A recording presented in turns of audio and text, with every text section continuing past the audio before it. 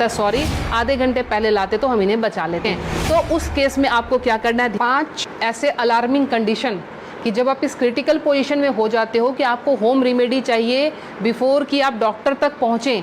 आप कुछ ऐसा उपचार क्या करें जिससे हम पेशेंट को हॉस्पिटल तक बहुत अच्छे से पहुंचा सकें और उसको आगे का जो है प्रोसेस ट्रीटमेंट का दे सकें। हाई बीपी के पेशेंट हर घर में हैं, तो उनके रात के टाइम 12 बजे के बाद और 4 बजे के पहले जो है हार्ट पेशेंट का एक बार स्ट्रोक लेना बहुत ही कॉमन होता है डेली के रूटीन में, कि आप जब तक उसको डॉक्टर के पास ले जाते हैं, डॉक्टर कहता है सॉरी आधे घंटे पहले लाते तो हम इन्हें बचा लेते।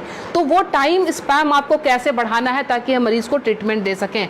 तो उस केस में आपको क्या करना है, ध्यान रखें, ये जो हमारे फिंगर्स के सामने ये नाखून जो मैं पॉइंट कर रही हूँ, इस पॉइंट को आप लोकेट करके ध्यान से देखें, ये हमारे बाइलेटरल है, मतलब दोनों ही हाथों की उंगलियों पे हम इसको इस्तेमाल कर सकते हैं।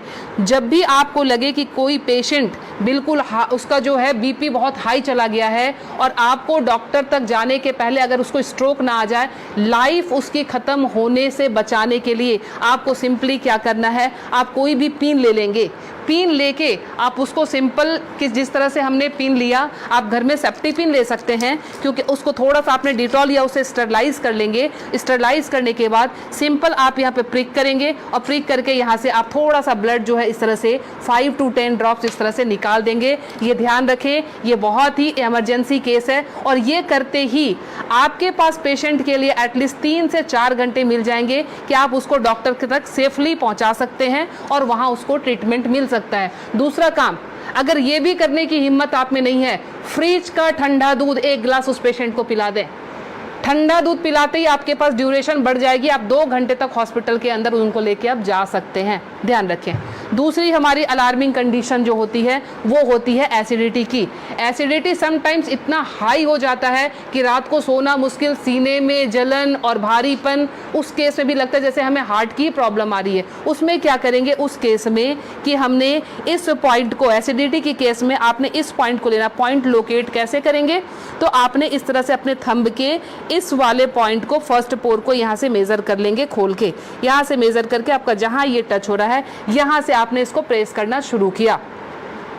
20 to 30 टाइम्स इसको आप डीप प्रेस करेंगे।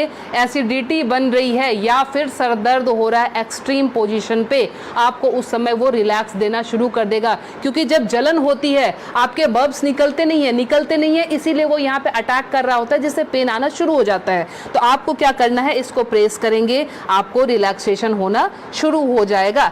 तीसरी चीज़, हमारे मोशन सिकनेस या हम ट्रैवल कर रहे हैं तो हमें वॉमिटिंग आती है, या जनरल केस में भी अगर वॉमिटिंग आती है या नोजिया रहती है, वॉमिटिंग टेंडेंसी, वॉमिटिंग आ नहीं रही है बट ऐसा लगता है कि वॉमिटिंग आएगी, इस केस को हम कैसे हैंडल करेंगे।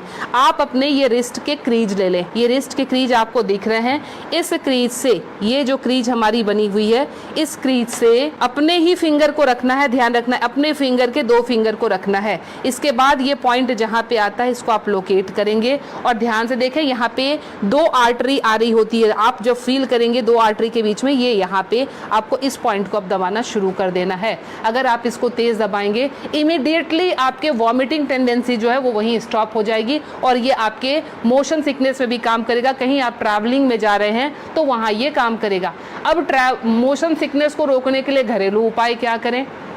पुराने ज़माने में ध्यान है आपको 10 पैसे के और 5 पैसे के सिक्के मिलते थे, वो सिक्के अगर आपके पास हैं तो सिक्के को सिर्फ मुंह में रख लेना है, कुछ नहीं करना है। वो रख के, या पान के पत्ते, ध्यान रखें मैं पान खाने की बात नहीं कर रही हूँ, उसमें गुलकंद और वो सब मिलाने की, मैं सिर्फ कह रही हूँ पान के पत्ते, वो आप चबाते हुए चले जाएंगे, आपका मोशन सिकनेस जो है वो कंट्रोल हो जाएगा। तीसरी चीज़ जो आती है एलर्जिक अस्थमा की, मतलब एक ही आपको स्ट्रोक आया और आपके जो है बिल्कुल सांसें फूलनी शुरू हो गई, सांस नहीं आ रही है, हेवीनेस आ रही है, उस केस में आप क्या करेंगे, अपने नाक को खोलने के लिए, ताकि ब्रीदिंग आपकी एकाएक स्टार्ट हो जाए, आप अपने हाथ को लेंगे और इस तरह से नाक को सटाएंगे। नाक की टिप जो है हाथ के जिस पार्ट को टच कर रही है उसको दबाना शुरू करेंगे और ये बहुत पेनफुल होता है, ध्यान रखें। आप अपने आप भी इसको दबा नहीं पाएंगे, बहुत ज़्यादा पेन होता है। हमने पेशेंट को ऐसे किया, ये टिप जहाँ पे आया, और ये 90% पेशेंट को ये पेनफुल वैसे भी होता है। आप उठा लीजिए, अब ये यहाँ पे इनका टच हुआ था, ये जब हम दबाएंगे 90% पेशेंट को वैसे भी, क्योंकि हल्के हल्के एलर्जी की प्रॉब्लम इन दिनों महामारी बीमारी के बाद लंग्स सबके वीक हुए हैं, तो सबके जो है ये प्रॉब्लम रहती ही रहती है। लास्ट में आपको बता रही हूँ इंसोम्निया के लिए, नींद नहीं आती है उस केस में आप क्या करेंगे। नींद नहीं आने के केस में हमने क्या करना है कि ये हमारा ईयर लोब है, ये पूरा सेक्शन जो है ये ईयर लोब का है। रात को आप क्रीम या तेल लेकर इस सेक्शन की इस तरह से हल्के हल्के हाथों की मसाज देंगे। ये हल्के हल्के हाथों की मसाज देंगे, इससे आपको नींद आनी अच्छी शुरू हो जाएगी। साथ में और क्या इंक्लूड करें, हमारा जो टॉप ऑफ द हेड है, बिल्कुल सर का ऊपरी सिरा, यहाँ पे आप टैपिंग करेंगे। टैपिंग करने का मतलब हल्का हल्का आप इसको ठोकते जाएं, ये इसको वाइब्रेट करें। वाइब्रेट करने का मतलब आप यहाँ से जो है एनर्जी हमारे जा रही है नीचे, क्योंकि आपको पता है ये माउंटेन बना हुआ है, यहाँ से एनर्जी का फ्लो शुरू होता है, तो ये एनर्जी जो है पूरी जगह जाएगी और आपको बिल्कुल काम कर देगी, शांत कर देगी। तो ये 5 अलार्मिंग पॉइंट्स आपको हमेशा के लिए याद रखना है। पता नहीं आज आपने देखा, भूल गए, कल आपको ज़रूरत पड़ जाए, तो इसलिए आप प्लीज़ इसे सेव कर लें, अच्छे से देख लें और समझ जाएं और अपना ट्रीटमेंट एमरजेंसी केस में ज़रूर कर लें। मैं लीना श्री ज्ञान, naturopathy and alternative therapy expert, नई दिल्ली से। मुझसे मिलने के लिए